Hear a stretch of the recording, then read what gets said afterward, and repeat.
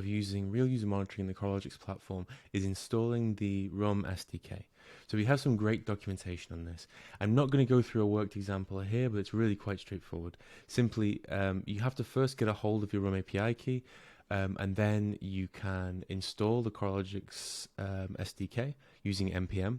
So if you're using a Node Package Manager, this will work perfectly for you. And then you can initialize the SDK with just a really simple init function that just takes some basic keys, including the public key.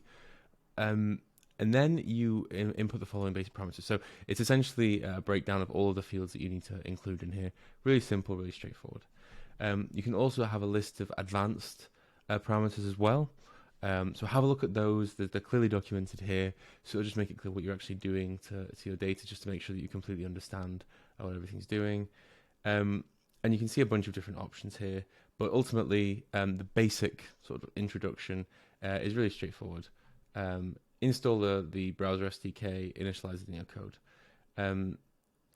What you can do is you can, as well, a really important thing to mention is that part of what the RUM platform does in Coralogix is it will analyze your code base in order to give you links back to your code base and say, okay, this line of code here is where the error triggered.